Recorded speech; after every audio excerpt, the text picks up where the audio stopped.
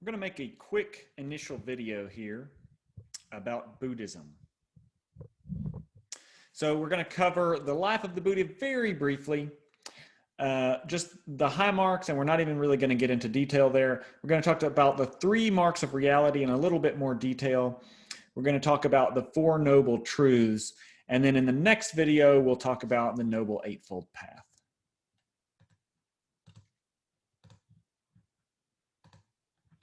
Okay, let me get into my full presentation mode here.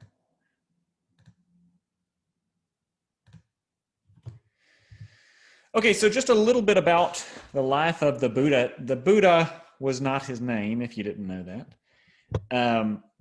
His name was Siddhartha Gautama, born in India, in Nepal, the Himalaya mountains. In the 400s, that is the 5th century BC. He was relatively privileged, was the son of a prince, and his dad told him that he didn't want him to leave the palace walls, didn't want him to experience the world as it was in its harshness. But at one point later, once he'd grown up, he disobeyed, and he saw what are called in Buddhism the 4 passing sights. He saw an old man, a sick man, a dead man, and then finally he saw a sannyasin, that is a wandering ascetic. If you don't know what an ascetic is, someone who has renounced worldly goods, worldly pleasures, everything but the basic necessities. And in this case, a wandering ascetic, someone who is nomadic, moving around, not really living in any one place. And that motivated the Buddha to seek enlightenment. Seeing the suffering in the world, age, what old age does to someone, what sickness does and how prevalent it is, and then death ultimately, which comes for us all. And then obviously seeing the root of the sannyasin as some sort of path to not necessarily overcome these evils, but maybe to deal with them somehow on a spiritual or mental, emotional level. Okay, so in Buddhism, there are 3 marks of reality. These are just 3 kind of general features of life that are true, but are also going to be important to realize are true if you want to achieve enlightenment, right? So achieving enlightenment is one of the goals of Buddhism. It's one way you can come to at least relieve some of the suffering of life. So you sort of achieve enlightenment partially by recognizing these truths. So the first one is change. And the Buddhist idea is that life and all of reality are in constant flux. That is constant change. And really to the extent that anything seems like it's permanent or unchanging, the Buddhist says that is a deception. It's an illusion, right? So we have tons of these illusions in our life. In fact, as you get older, you start to realize, maybe not even on a cognitive level per se, but on a kind of gut level and sort of part of the process of growing older, that you realize how much things in your life change, right? You go back to your high school 5 years after you graduate and things are totally different, or the college you graduated from, or the elementary school you graduated from, the elementary school you went to. You see your parents getting older, you see your grandparents getting older and dying.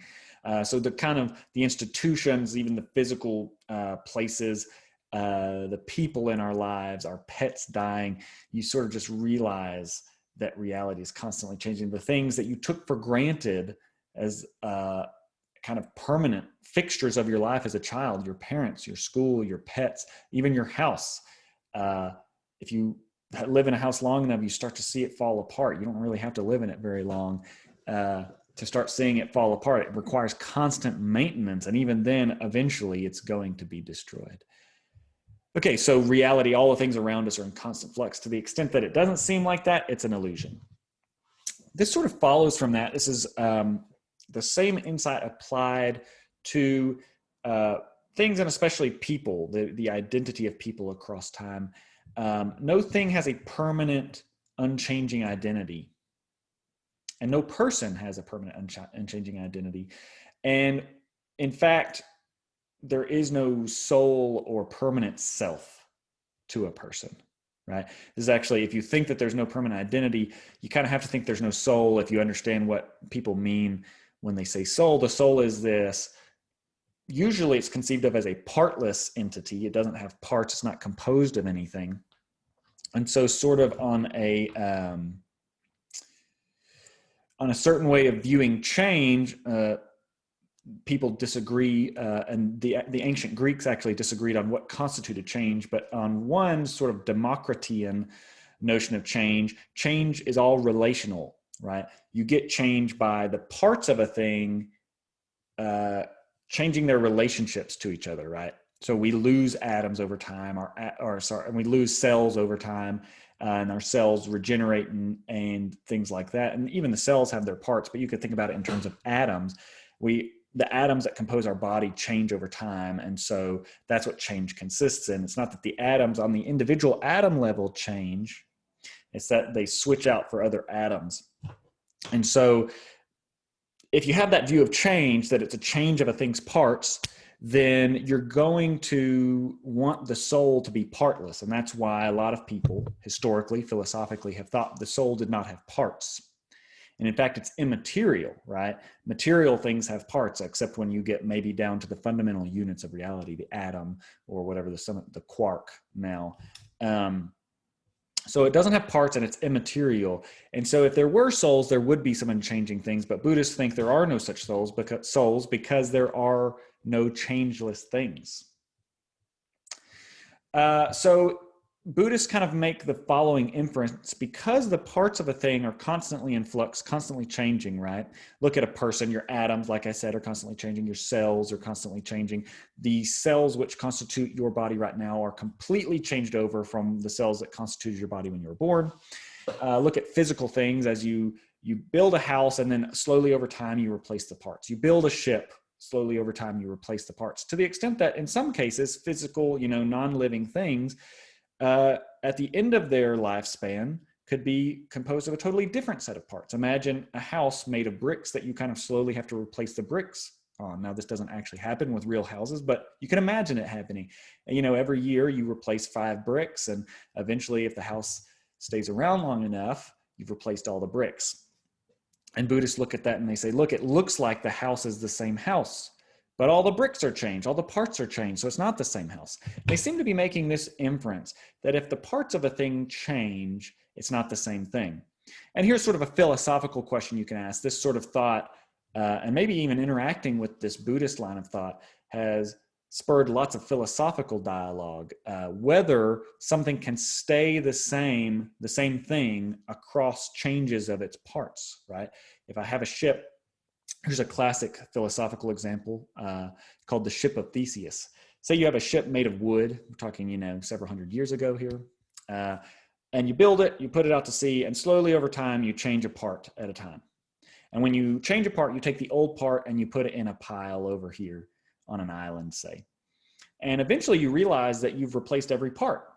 Now, if you have all the original parts, if for each time you replaced a part, you kept the original part, then you should have all the parts to make another second ship over here, and it will have all the original parts of the original ship, because each time you took an original part off the ship and replaced it with a new aftermarket part, you took the original part and put it in this pile. And if you have all aftermarket parts on the ship, then you should have a pile of all the original parts of the ship.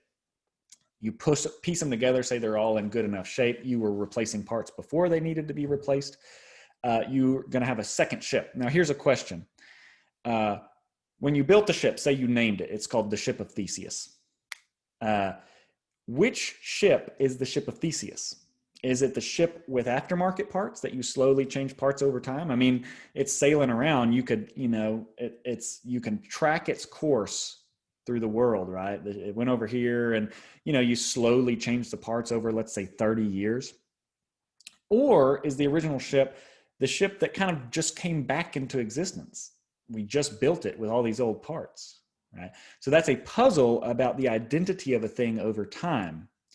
And a lot of people want to say, Well, the ship with aftermarket parts is still the original ship. That's the ship of Theseus.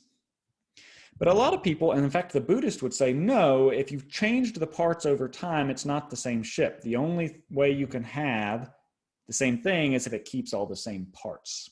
So the rebuilt ship would be the original ship, the ship of Theseus. But they would say even the reality, the continued reality of the ship of Theseus is an illusion, because each of those planks that made up even the rebuilt ship has changed over time. Like they've become dilapidated, waterlogged, they've gotten cracks and holes, etc. So it's kind of just an analogy, right? They think, you know, in order to have identity of a thing across time, it'd have to have all the same parts, but really nothing keeps all the same parts over time. And so therefore, all of our concepts and images of things persisting over time, it's just a useful illusion. And maybe it makes sense for us to talk about this table that my computer is sitting on being the same table that I bought 2 years ago, but it's not really, right? It's just a useful way of talking. So the third mark of reality is the inescapability of suffering. Suffering is an essential part of life, and we'll talk about why on the next slide when we talk about the Four Noble Truths. Those are truths about the kind of origin of suffering and how you might get away from it. It's going to turn out that if you seek enlightenment, you can escape at least lots of suffering, maybe all suffering if you achieve true enlightenment. And part of that is that enlightenment, like I said, comes from recognizing, say, the 3 marks of reality and other certain truths about the way reality is. You're going to experience a lot of suffering. We'll talk about the true essence of suffering on the next slide, but let's talk about some sort of fringe cases at the very least. You're going to suffer a lot if you don't accept change and recognize the truth of the reality and the prevalence of change in the world, right? If you think that your relationship, even your marriage, is going to last forever, you're going to be much more sorely disappointed when your spouse dies, hopefully after a long, happy marriage. If you think that your pet dog is going to live forever, you're going to be much more sorely disappointed than if you've come to accept that fact ahead of time that the pet is going to die. And even normal change, let's forget about death and not be so dark. When my house that I've remodeled falls apart, this is near and dear to my heart. I just had a dog pee on the floors that I installed in the house. Probably took me hundreds of hours worth of work. Now, when I was very mad about this, and part of it was that I think, who knows, the Buddhist would say at least, part of the suffering that I experienced over this was sort of this illusion that I had that they were always going to be new and pristine, right? You put something in, you put a lot of hard work into it, you want it to always stay looking perfect. And if you don't let go of that, you're going to suffer a lot more than if you do let go of that. If you accept the fact that things are just going to decay over time, things are going to get worse. Okay, so you certainly experience more suffering the less you realize the truth of the 3 marks of reality. But the true essence of suffering is ultimately desire. That's the source of all suffering. And again, by trying to achieve enlightenment, according to the Buddhist, you can, part of that is trying to eliminate desire. So yes, you should realize change. You should recognize change and recognize no permanent identity to anybody. You should recognize that there will be suffering and death, and that will help you to not be surprised by those things when they hit. But if you truly want to eliminate suffering for the Buddhist, you need to eliminate desire, because suffering ultimately comes from desire. That's, according to the Buddhist, that is where suffering comes from. Let's think about some typical cases of suffering. You think about grief when a loved one dies. Let's go straight to the heart of things, to the most serious cases. You're grieved. I just had a friend call me and tell me that his mom died. And obviously, a normal person goes through grief in this case.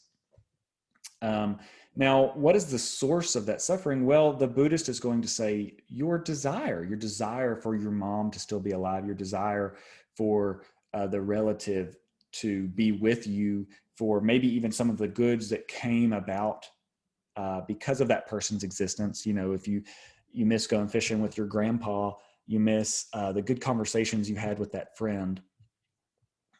So serious cases like that, your suffering comes from desire, according to the Buddhist. Look at even more trivial cases. When I have gotten accustomed to, say, have a beer after work, and I decide, and that's become a habit in my life, and I decide that I need to eliminate that because I want to lose weight or something like that. This is not actually the case. I haven't eliminated that.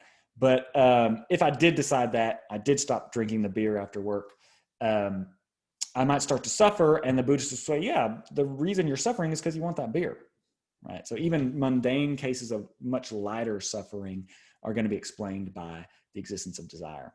And the Buddhist says that means if you want to stop suffering, you've got to stop desiring. And so the path to enlightenment is the path to eliminate desire. And how do you eliminate desire? Well, we're going to talk about that in the next video. You need to follow the Noble Eightfold Path. I give in the Buddhism Part 2 video, I give a sort of rough, quick exposition of the Noble Eightfold Path, and then I give a whole separate video where I go much more in depth into it. Okay, but finally, before we leave this topic, I want to draw one connection, a distant connection. Buddhism has been a really strong influence in the world of ideas, right? Obviously, it's one of the huge world religions, but maybe in lots of interesting ways, it has had a profound effect on thinkers and philosophers in particular over time. And I just want to draw one connection for you. There's connections in art, there's connection in music, there's all sorts of connections. I'm going to draw one connection for you in the realm of philosophy.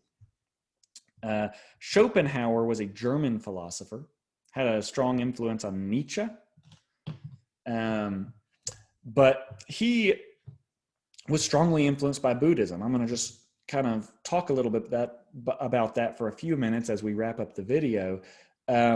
He was what's called a philosophical pessimist. Now, it's kind of hard to define that, but he ultimately thought that life had no deep meaning, maybe is one way to summarize pessimism. If you've seen True Detective Season 1, Matthew McConaughey talks about being a philosophical pessimist, and it seems sort of like a Lincoln commercial now that we've seen those. But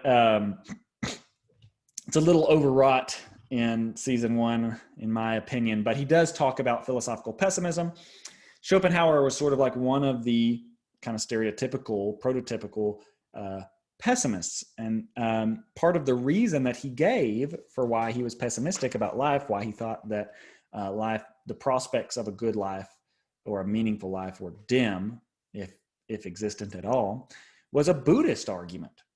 And he argued like this: desire is inescapable. So this is actually on this first premise, we'll come back to this, is maybe a point at which he might disagree with the Buddhists. But look, we're all going around desiring things all the time. That's an essential feature of life, he thought. That seems plausible. But desires are going to be either satisfied or unsatisfied. That's the state of every single desire. You either have the thing you want or you don't have the thing you want, right? Regardless of whether they're things or activities or people or whatever, you either have it or you don't. And he said, if you don't have it, that engenders suffering. Now, here's the really essential Buddhist point, right? That's what he's saying, is that the source of suffering is unsatisfied desire. So desire is either satisfied or not. If they're not, you're suffering. If they are satisfied, he says, it's actually no better. You're just bored then. Maybe that's better, but it's not much better. It's certainly not good to be bored, right? That's not a desirable state. But once you get what you want, he says, you just get bored, right? It's not like you just dwell in this satisfaction for days or weeks on end. You get what you want, and then you start looking to the next thing, right? And once you're looking to the next thing, you're suffering again because you have an unsatisfied desire. And once you get that thing, you're bored again until you get another set of desires, and then you start looking to the next thing, and you're suffering again, etc. It's a cycle. It's a cycle between pain and boring, okay? And so Schopenhauer concludes, well, look, we're constantly in states of either pain or boredom. And usually a mixture, right? Because we have lots of different desires. Some of them are unsatisfied, some of them are satisfied. And so life is this concoction of pain and boredom, according to Schopenhauer. Now, the second premise here is the really Buddhist inspired premise that suffering has its origin in unsatisfied desire. But the Buddhists might actually disagree with Schopenhauer on the first premise here, what I'm labeling one. They are going to say that desire is escapable, even though it's very hard, right? Enlightenment is hard to achieve. Not many people do achieve it, right? But you can escape desire and thus escape this cycle of suffering and boredom, according to Schopenhauer, if you achieve enlightenment. That's where we're going to end the video today.